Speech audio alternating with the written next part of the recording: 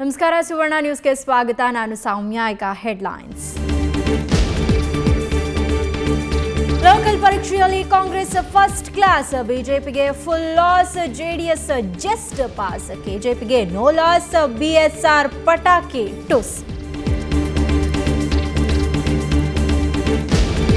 ನಿರೀಕ್ಷೆಗಿಂತ ಜಾಸ್ತಿ ಗೆದ್ದ ಕಾಂಗ್ರೆಸ್ಗೆ ಖುಷಿಯೋ ಖುಷಿ, ಜೆಡಿಎಸ್ಗೆ ಉತ್ತರ ಕರ್ನಾಟಕದಲ್ಲೂ ಗೆಲುವಿನ ಸಿಹಿ, ಬಿಜೆಪಿ ಪಾಳ್ಯದಲ್ಲಿ ಸೋಲಿನ ತಲೆನೋವಿನ ಬಿಸಿ. ಘಟಾನುಘಟಿ ನಾಯಕರೆಲ್ಲ ತವರಲ್ಲೇ ಗೆಲ್ಲಿಲ್ಲ, ಶೆಟ್ಟರ್, ಈಶ್ವರಪ್ಪ, ಪರಮೇಶ್ವರ್, ಸದಾನಂದಗೌಡ, ಕುಮಾರಸ್ವಾಮಿ ಸಮಸ್ತ ನಾಯಕರು ಸ್ಟೇಟ್ ಅಲ್ಲಿ ಹೀರೋ, ಲೋಕಲ್ ಅಲ್ಲಿ ಝೀರೋ. ಬಳ್ಳಾರಿ ಪಾಲಿಕೆಗೆ ಮಂಗಳಮುಖಿ ಪ್ರವೇಶ, ಬೆಳಗಾವಿ ಗೆದ್ದು ಮೆರೆದ್ರು ಮರಾಠಿಗರು, ಕರಾವಳಿಯಲ್ಲಿ ಕೊಚ್ಚಿ ಹೋಯಿತು ಆರ್ಎಸ್ಎಸ್ ಪ್ರಾಬಲ್ಯ. ಜೈಲಲ್ಲೇ ಪ್ರಾಣ ಬಿಟ್ಟ ದೆಹಲಿ ವಿದ್ಯಾರ್ಥಿನಿ ಅತ್ಯಾಚಾರಿ, ಪೊಲೀಸರ ರಕ್ಷಣೆಯಲ್ಲಿ ಪ್ರಾಣ ಹೋಗಿದ್ದು ಹೇಗೆ, ಲಾಕಪ್ ಡೆತ್ತ ಆತ್ಮಹತ್ಯೆನಾ? ಅನುಮಾನಗಳಿಗೆ ಸಿಗ್ತಾ ಇಲ್ಲ ಉತ್ತರ.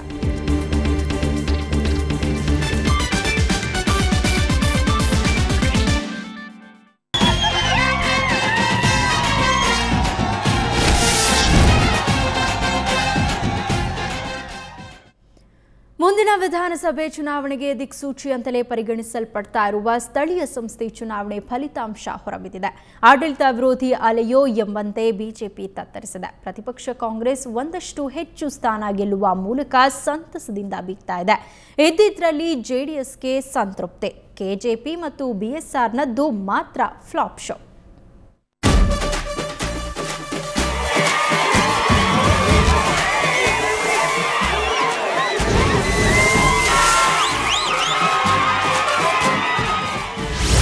ಸ್ಥಳೀಯ ಸಂಸ್ಥೆಗಳಲ್ಲಿ ಕೈ ಮೇಲು, ದಿಕ್ಕಿಲ್ಲದ ಕ್ಷೇತ್ರಗಳಲ್ಲಿ ಜೆಡಿಎಸ್ ದಾಪುಗಾಲು, ಆಡಳಿತಾರೂಢ ಬಿಜೆಪಿ ಕಂಗಾಲು. ಎಸ್, ಲೋಕಲ್ ಎಲೆಕ್ಷನ್ ಫಲಿತಾಂಶ ಹೊರಬಿದ್ದಿದೆ. ರಣಕಣದಲ್ಲಿ ನಿರೀಕ್ಷೆಗಿಂತ ಹೆಚ್ಚಿನ ಮೇಲುಗೈ ಸಾಧಿಸಿರುವ ಕೈಪಡೆ ರಣ ಕೇಕೆ ಹಾಕಿದೆ.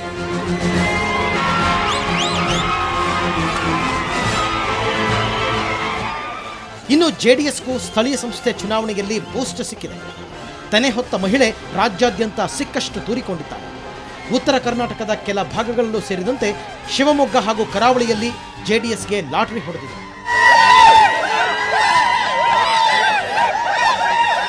ಇನ್ನು ಆಡಳಿತಾರೂಢ ಬಿಜೆಪಿ ಪಾಡು ಆ ದೇವರಿಗೆ ಪ್ರೀತಿ. ಹುಬ್ಬಳ್ಳಿ ಧಾರವಾಡ ಪಾಲಿಕೆ ಚುಕ್ಕಾಣಿ ಹಿಡಿಯುವ ಮೂಲಕ ಶೆಟ್ಟರ್ ಮಾನ ಉಳಿಸಿಕೊಂಡಿದ್ದಾರೆ. ಇನ್ನು ರಾಜ್ಯದೆಲ್ಲೆಡೆ ಕಮಲ ಪಡೆ ಧೂಳಿಪಟವಾಗಿದೆ.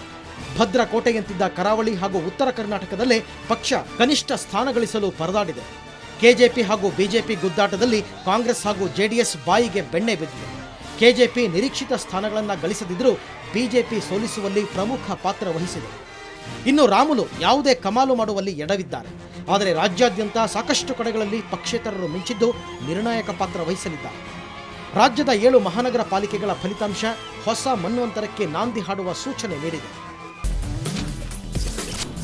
ಮಂಗಳೂರು ಮಹಾನಗರ ಪಾಲಿಕೆ ಕೇಸರಿ ಪಡೆಯ ಭದ್ರಕೋಟೆಯಾಗಿದ್ದ ಮಂಗಳೂರಿನಲ್ಲಿ ಈ ಬಾರಿ ಕಾಂಗ್ರೆಸ್ ಸಕ್ಸಸ್ ಆಗಿದ್ದು ಬಿಜೆಪಿ ಡಿಸ್ಮಿಸ್ ಆಗಿದೆ. ಒಟ್ಟು 60 ಸ್ಥಾನಗಳ ಪೈಕಿ ಕಾಂಗ್ರೆಸ್ 35 ಸ್ಥಾನ ಗಳಿಸಿ ಸ್ಪಷ್ಟ ಬಹುಮತ ಪಡೆದಿದೆ.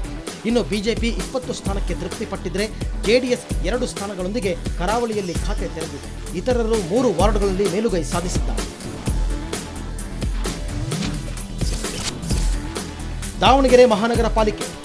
ದಾವಣಗೆರೆ ಮಹಾನಗರ ಪಾಲಿಕೆಯಲ್ಲಿ ಬಿಜೆಪಿ ಕೆಜೆಪಿ ಗುದ್ದಾಟದಿಂದಾಗಿ ಕಾಂಗ್ರೆಸ್ಗೆ ಬೆಣ್ಣೆ ದೋಸೆ ಸಿಕ್ಕಿದೆ. ಒಟ್ಟು 41 ಕ್ಷೇತ್ರಗಳ ಪೈಕಿ 36 ವಾರ್ಡ್ ಕೈವಶ ಮಾಡಿಕೊಂಡಿರುವ ಕೈಪಾರ್ಟಿ ಭರ್ಜರಿ ಬಹುಮತ ಪಡೆದಿದೆ. ಬಿಜೆಪಿ ಕೇವಲ 1 ವಾರ್ಡ್ನಲ್ಲಿ ಗೆದ್ದು ಹೀನಾಯ ಸೋಲುಂಡಿದೆ. ಇತರರು 4 ಸ್ಥಾನ ಗೆದ್ದಿದ್ದಾರೆ.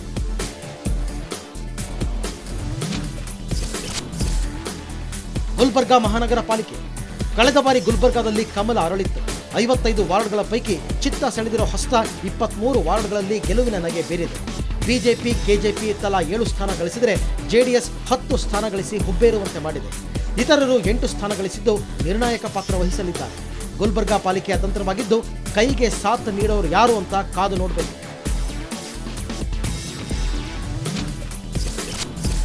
ಬಳ್ಳಾರಿ ಮಹಾನಗರ ಪಾಲಿಕೆ ಭಾರೀ ಗಮನ ಸೆಳೆದಿದ್ದ ಬಳ್ಳಾರಿಯಲ್ಲಿ ಕೈ ಕಮಾಂಡ್ಗೆ ಶ್ರೀರಾಮುಲು ಫ್ಯಾನ್ ಸ್ವಿಚ್ ಆಫ್ ಆಗಿದೆ. ಪಾಲಿಕೆಯ 35 ಸ್ಥಾನಗಳ ಪೈಕಿ ಕಾಂಗ್ರೆಸ್ 26 ಸ್ಥಾನ ಗಳಿಸಿ ನಿಚ್ಚಳ ಬಹುಮತ ಪಡೆದಿದೆ.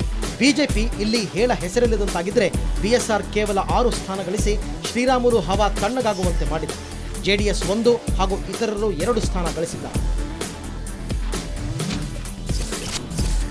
ಮೈಸೂರು ಮಹಾನಗರ ಪಾಲಿಕೆ. ಮೈಸೂರು ಪಾಲಿಕೆಯಲ್ಲಿ ಪಕ್ಷೇತರರ ಪ್ರೀತಿ ಗಳಿಸಿದವರೇ ಬಾಸ್. 65 ವಾರ್ಡ್ ಹೊಂದಿರುವ ಪಾಲಿಕೆಯಲ್ಲಿ ಕಾಂಗ್ರೆಸ್ 21, ಬಿಜೆಪಿ 12, ಜೆಡಿಎಸ್ 21, ಕೆಜೆಪಿ ಹಾಗೂ ಬಿಎಸ್ಆರ್ ತಲಾ 1 ಹಾಗೂ ಇತರರು 9 ಸ್ಥಾನ ಗಳಿಸಿದ್ದಾರೆ. ಬಿಜೆಪಿಗೆ ಮುಖಭಂಗವಾಗಿದ್ದು ಕಾಂಗ್ರೆಸ್ ಹಾಗೂ ಜೆಡಿಎಸ್ ಅಧಿಕಾರ ರಚನೆಗೆ ಕಸರತ್ತು ನಡೆಸಲಿದೆ. ಮೈಸೂರು ಪಾಕ್ ಯಾರ ಬಾಯಿಗೆ ಬೀಳುತ್ತೆ ಅನ್ನೋದೇ ಕುತೂಹಲ. ಹುಬ್ಬಳ್ಳಿ ಧಾರವಾಡ ಮಹಾನಗರ ಪಾಲಿಕೆ. 7 ಮಹಾನಗರ ಪಾಲಿಕೆಗಳ ಪೈಕಿ ತವರು ಹುಬ್ಬಳ್ಳಿ ಧಾರವಾಡ ಪಾಲಿಕೆಯಲ್ಲಿ ಮಾತ್ರ ಕಮಲ ಅರಳಿದ್ದು ಸಿಎಂ ಶೆಟ್ಟರ್ ಮುಖದಲ್ಲೂ ನಗು ಅರಳುವಂತೆ ಮಾಡಿದೆ. 67 ವಾರ್ಡ್ಗಳ ಪೈಕಿ ಬಿಜೆಪಿ 33ರಲ್ಲಿ ಗೆದ್ದಿದ್ದು ಬಹುಮತಕ್ಕೆ ಇನ್ನೂ ಒಬ್ಬ ಸದಸ್ಯನ ಬೆಂಬಲ ಬೇಕು.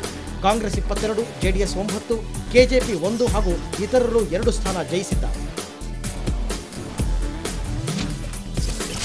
ಬೆಳಗಾವಿ ಮಹಾನಗರ ಪಾಲಿಕೆ.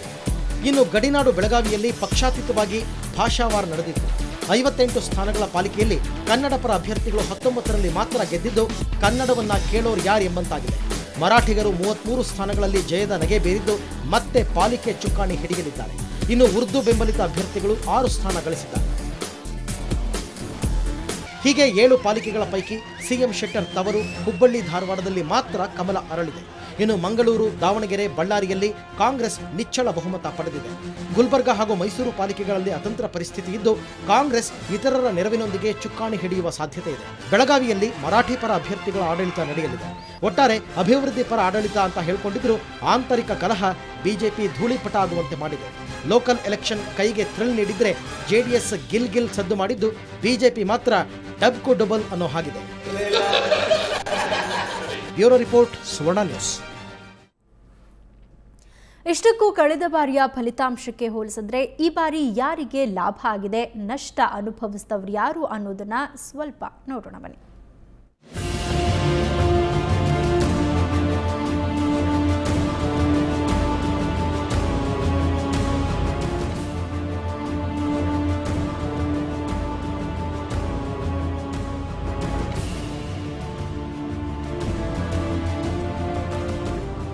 ಲೋಕಲ್ ಕದನದಲ್ಲಿ ಯಾರ್ಯಾರಿಗೆ ಎಷ್ಟಿಷ್ಟು ಅನ್ನೋದನ್ನ ನೋಡೋದಾದ್ರೆ ಒಟ್ಟು 4976ರಲ್ಲಿ ಪ್ರಕಟಿತ 4952 ಸೀಟ್ಗಳು. ಈ ಬಾರಿ ಕಾಂಗ್ರೆಸ್ 1960 ಸೀಟನ್ನ ಗೆದ್ದುಕೊಂಡಿದೆ. ಜೆಡಿಎಸ್ 906 ಸೀಟನ್ನ ಗೆದ್ದುಕೊಂಡಿದೆ. ಬಿಜೆಪಿ ಕೂಡ 906 ಸೀಟನ್ನ ಗೆದ್ದುಕೊಂಡಿದೆ.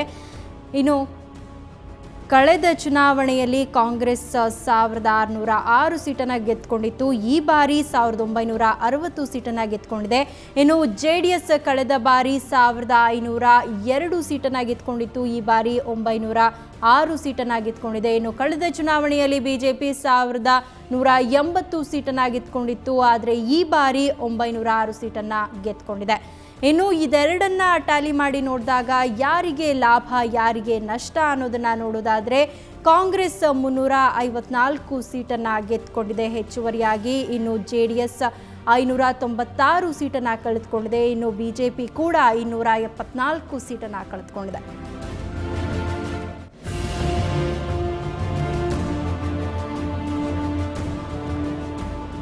ಇನ್ನು ಹೊಸ ಪಕ್ಷಗಳ ಬಗ್ಗೆ ನೋಡೋದಾದ್ರೆ ಕೆಜೆಪಿ ಈ ಬಾರಿ 274 ಸೀಟನ್ನ ಗೆದ್ದುಕೊಂಡಿರುವಂಥದ್ದು. ಬಿಎಸ್ಆರ್ 86 ಸೀಟನ್ನ ಗೆದ್ದುಕೊಂಡಿದೆ. ಪಕ್ಷೇತರರು 777 ಸೀಟನ್ನ ಗೆದ್ದುಕೊಂಡಿದೆ.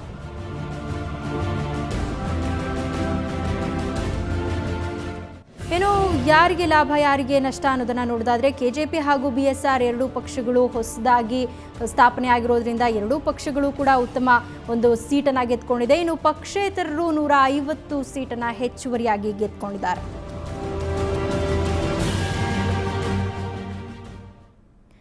ಚುನಾವಣೆ ಫಲಿತಾಂಶ ಹೊರಬೀಳ್ತಾ ಇದ್ದಂತೆ ರಾಜಕೀಯ ನಾಯಕರು ತಮ್ಮದೇ ರೀತಿಯಲ್ಲಿ ರಿಸಲ್ಟ್ ಅನ್ನ ವಿಶ್ಲೇಷಣೆ ಮಾಡ್ತಿದ್ದಾರೆ. ಯಾರು ಏನು ಹೇಳಿದ್ದಾರೆ ಬನ್ನಿ ಕೇಳೋಣ.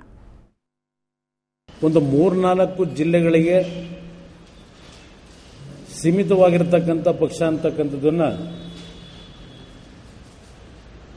ಕಳೆದ 8 ತಿಂಗಳಿಂದ ಪ್ರತಿನಿತ್ಯ ಏನು ಪ್ರತಿಕ್ರಿಯೆಗಳನ್ನು ಕೊಡ್ತಾ ಇದ್ರು.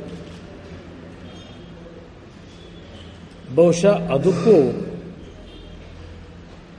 ನಗರ ಪ್ರದೇಶದ ಜನತೆ ಇವತ್ತು ಉತ್ತರ ಕೊಟ್ಟಿದ್ದಾರೆ ಅನ್ನೋದು ನನ್ನ ಅಭಿಪ್ರಾಯ. ಇದು ಇಡೀ ಒಂದು ರಾಜ್ಯದ ಒಂದು ರಾಜಕೀಯ ಚಿತ್ರಣ ಕೊಡಲಿಕ್ಕೆ ಸಾಧ್ಯ ಇಲ್ಲ ಅನ್ನುವಂಥದ್ದು ನಾನು ಹಿಂದಿನೂ ಹೇಳಿದ್ದೆ. ಮತ್ತು ಇದರಲ್ಲಿ ಸ್ಥಳೀಯ ಇಶ್ಯೂಸ್, ಲೋಕಲ್ ಸ್ಥಳೀಯ ಇಶ್ಯೂಸು ಮತ್ತು ಅಲ್ಲಿರುವಂಥ ಕ್ಯಾಂಡಿಡೇಟ್ಸ್ ಅಭ್ಯರ್ಥಿಗಳ ಮೇಲೆ ಈ ಚುನಾವಣೆ ಹೋಗಲಿಕ್ಕೆ ಸಾಧ್ಯತೆ. ಮತದಾರರು ಜಾಗೃತಿ ಇದ್ದಾರೆ ಮತ್ತು ಎಲ್ಲ ಪಾರ್ಟಿಯವರು ಇದ್ರ ಬಗ್ಗೆ ಎಚ್ಚರ ವಹಿಸಬೇಕು ಅನ್ನುವಂಥದ್ದು ಎಲ್ಲರಿಗೂ ಇದು ಎಚ್ಚರಿಕೆ ಗಂಟೆ ಅಂತ ನಾನು ಹೇಳ್ತೇನೆ. ಕಳೆದ 5 ವರ್ಷಗಳಲ್ಲಿ ನಡೆದಂಥ ಘಟನಾವಳಿಗಳು ಮತ್ತು ಇಷ್ಟು ಪರ್ಫಾರ್ಮ್ ಮಾಡಿದೆ, ಇದು ಸಮಾಧಾನ ತಂದಿದೆ ನನಗೆ. ಕಾಂಗ್ರೆಸ್ ಪಕ್ಷ ಈ ನಿರೀಕ್ಷೆನ ಮಾಡಿತ್ತು, ನಾವು ಹೆಚ್ಚು ಸ್ಥಾನಗಳನ್ನು ಗೆಲ್ತೇವೆ ಅಂತಕ್ಕಂಥದ್ದು ನಿರೀಕ್ಷೆ ಇತ್ತು. ಆ ನಿರೀಕ್ಷೆಗೆ ತಕ್ಕಂತೆ ಫಲಿತಾಂಶ ಬಂದಿದೆ. ಇದರ ಅರ್ಥ ರಾಜ್ಯದಲ್ಲಿ ಜನರು ಬದಲಾವಣೆಯನ್ನು ಬಯಸ್ತಾ ಇದ್ದಾರೆ. ಭಾರತೀಯ ಜನತಾ ಪಕ್ಷ ಅವರ performance is very very bad. ಬಳ್ಳಾರಿಯ ಮಹಾನಗರ ಪಾಲಿಕೆಯ ಫಲಿತಾಂಶದಿಂದ ಜನರು ಕೊಟ್ಟಂಥ ತೀರ್ಪಿಗೆ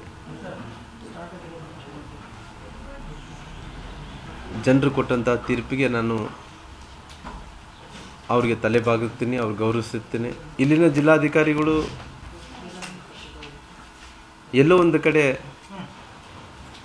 ಜಿಲ್ಲಾಡಳಿತ ವತಿಯಿಂದ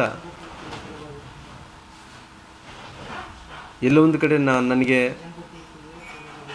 ಜಿಲ್ಲಾಡಳಿತದಿಂದ ದುರುಪಯೋಗ ಮಾಡಿಕೊಂಡಿದ್ದೇನಂತ ವಿಷಯ ಭಾಳಷ್ಟು ನೋವಿನ ಸಂಗೀತ ಎಂದೇಳಿ ನಾನು ಹೇಳಬೇಕಾಗುತ್ತೆ.